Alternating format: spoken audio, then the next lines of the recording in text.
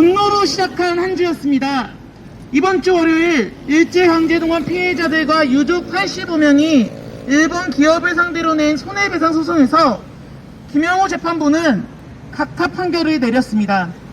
피해자들이 겪었던 식민의 상처를 두고 논의할 필요도 없다는 각하 결정을 보며 우리는 이것이 일본 재판부의 모습이 아닌가 통탄하지 않을 수 없었습니다.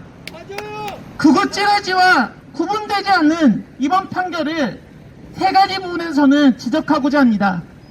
첫째, 이번 판결은 식민지배와 강제동원 불법성을 인정하지 않았다는 점에서 반역사적입니다.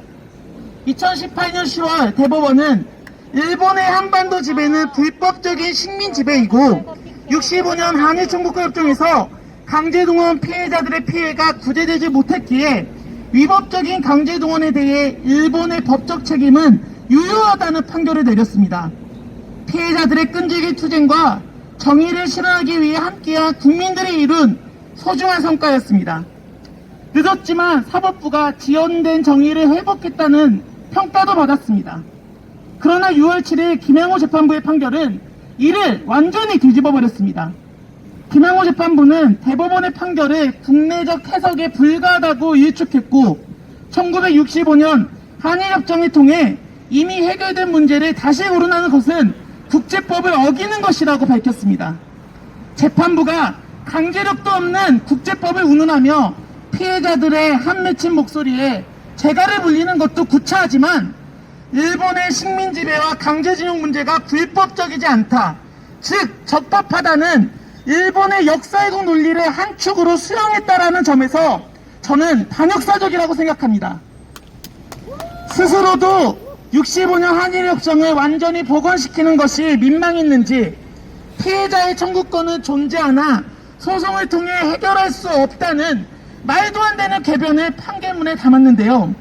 술은 마셨으나 음주운전은 아니다라는 이 황당무계한 입장은 김영호 재판부 스스로 인권의 최후부로라는 사법부의 역할과 위신을 수락시킨 것밖에 되지 않습니다.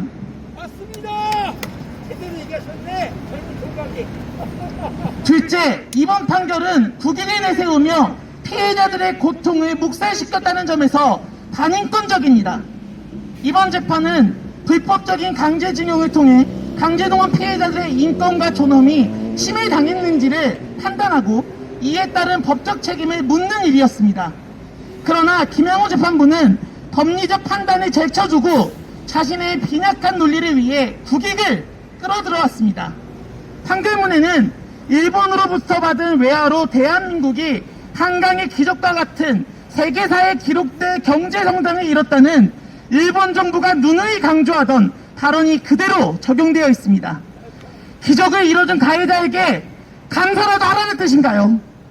역사 문제가 대두될 때마다 돈으로 흥정하려는 천박한 인식의 소유자들이 만든 판결문에는 세계 인권운동사에 기록되고 있는 피해자들의 도nom과 진실을 향한 기억투쟁은 어디에도 담겨있지 않았습니다.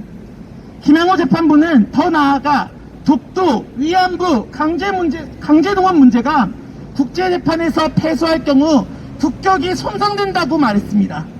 이미 패배를 기정사실화한 사법부의 판단도 굴욕적입니다만 국격을 위해서라면 일본의 논리까지 끌고 와 피해자들이 겪은 식민의 상처를 폭력적으로 짓밟아버리는 반인권적인 사법부야말로 국격을 말할 자격도 없다고 생각합니다.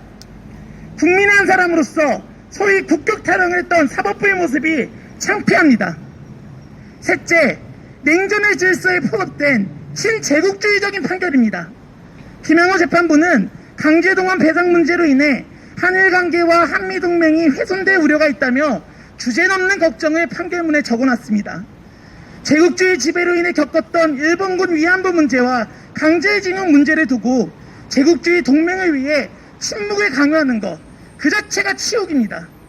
현재 미일동맹이 대중국 대결을 강화하고 있다는 점에서 많은 이들은 신냉전의 시대를 우려하고 있습니다.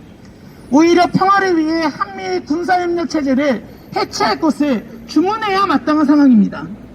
미일동맹이 강제동원 피해자들의 권리구제를 억압한다면 더욱 우리가 미일동맹에 협력할 이유가 없어집니다.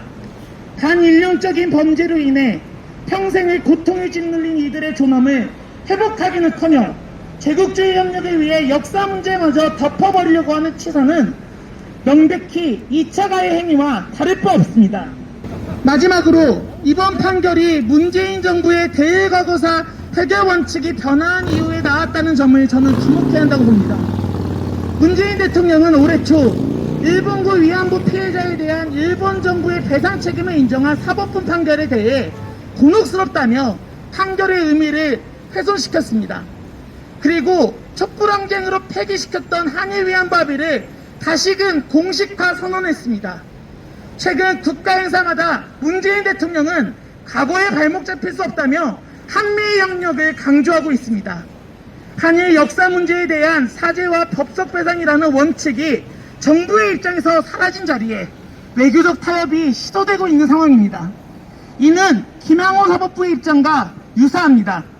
박근혜 시대의 키워드인 한미일 협력이 문재인 시대에도 반복되고 있다는 점에서 제2의 한일 위안부 합의와 같은 참담한 상황이 초래되지 않을까 하는 걱정이 먼저 왔습니다. 차라리 아무것도 하지 말라. 박근혜 퇴진 촛불이 타오르기 직전 국민의 마음이었습니다.